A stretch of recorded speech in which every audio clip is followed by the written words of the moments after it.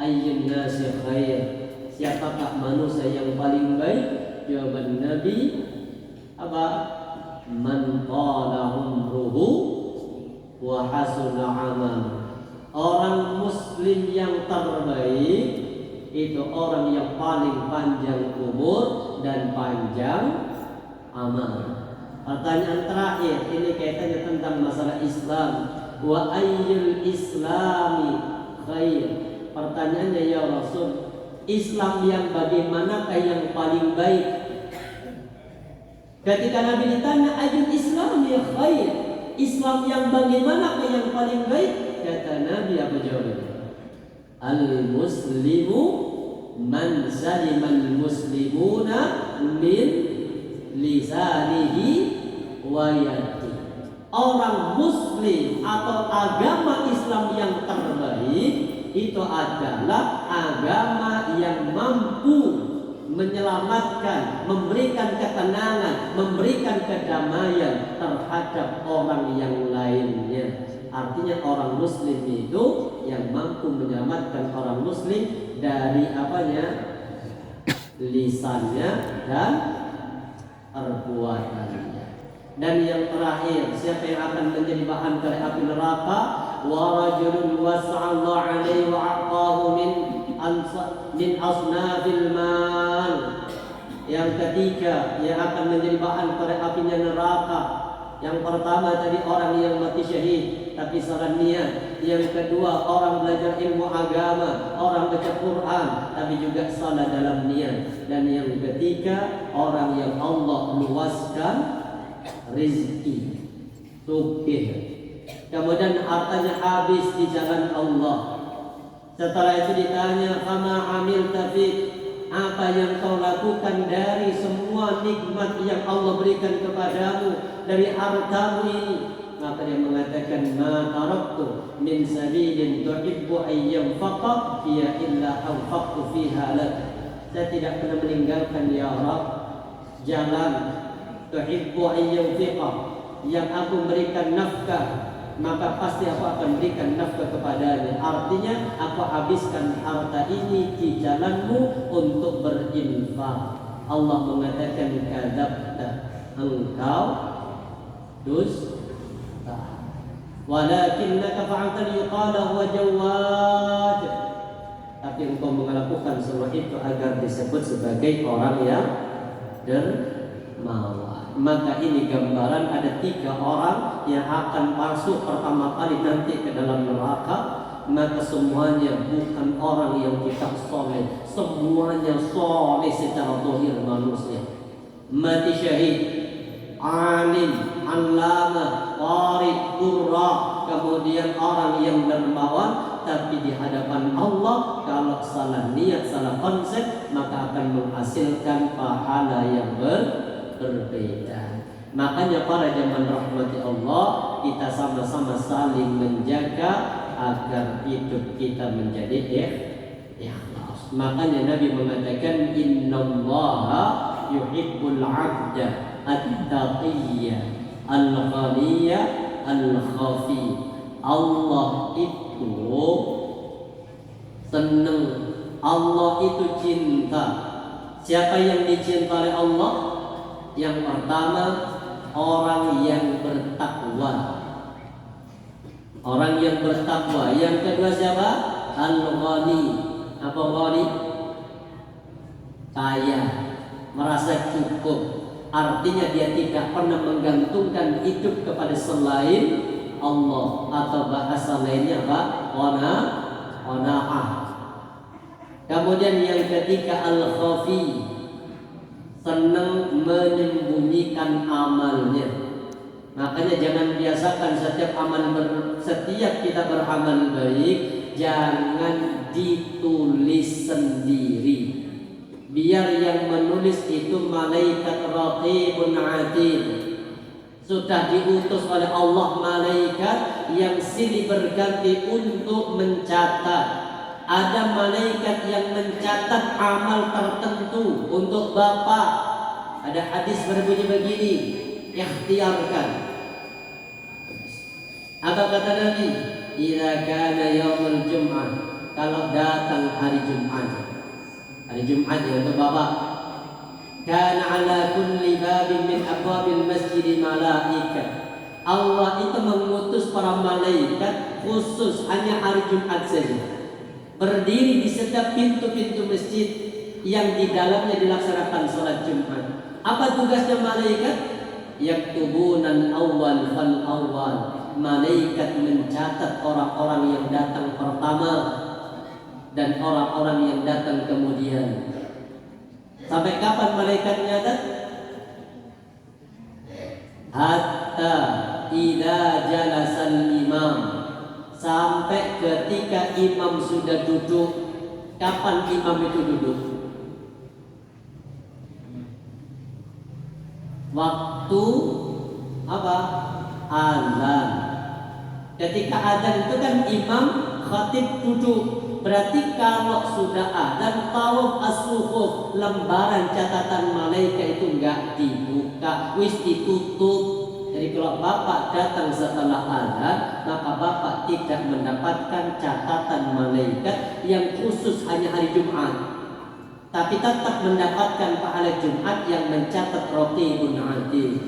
Walaupun Bapak lengkap sama seragamnya, kemudian ada nama di kantor, ada nama di sini, kemudian masuk gerbang dengan begini malaikat tidak akan pernah membuka dan tidak akan pernah mencatat.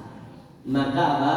Belajar biar malaikat yang mencatat semua kebaikan jangan pernah kita mencatatnya. Karena sekarang itu sulit banget untuk benar-benar ikhlas. Karena kita punya setan, namanya setan Salat subuh Allah Akbar. Keren. Nanti ruku, bahkan lagi tawaf, labbaik Allahumma labbaik, labbaik la syarika lak labbaik. Semua amal ibadah tersimpan di sini, maka malaikat raqib atid nyatet.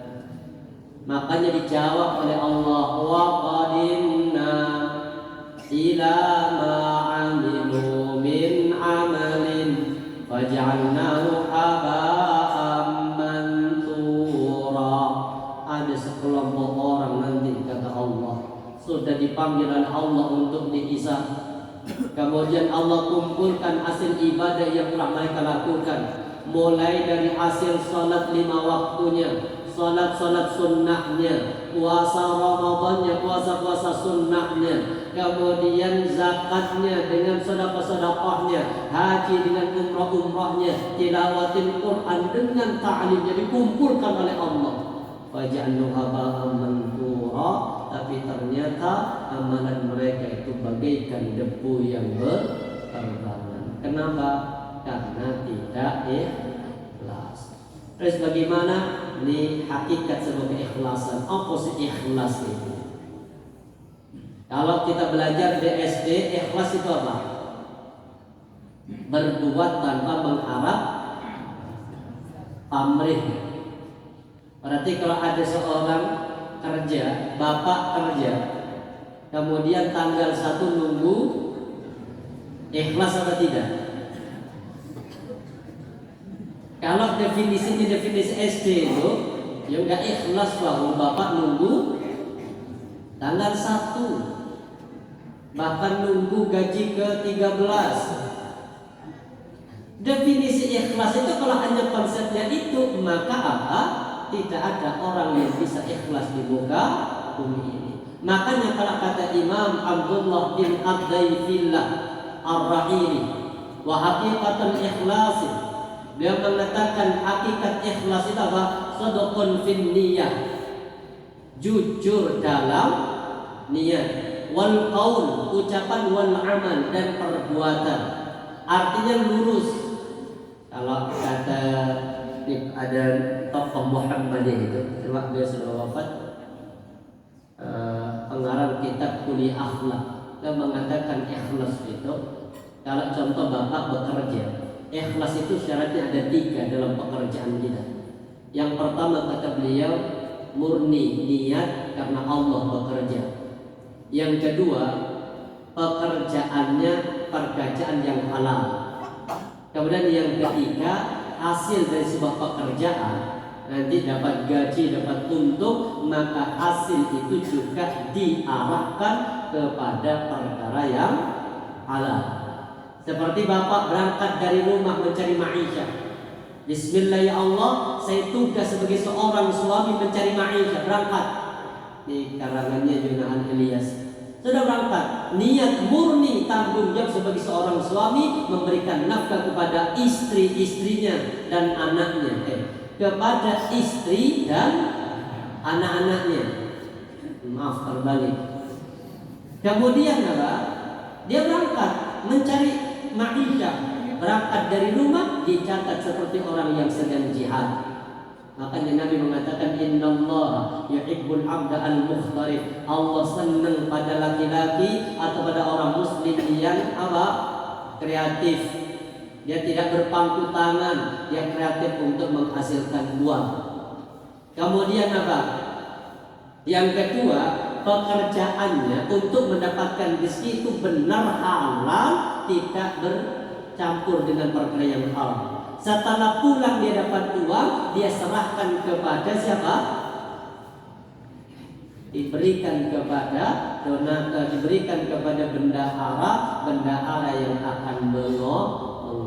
Makanya kalau berikan pada bendahara jangan semua, karena kalau sudah patung masuk ke catatan wangil betul.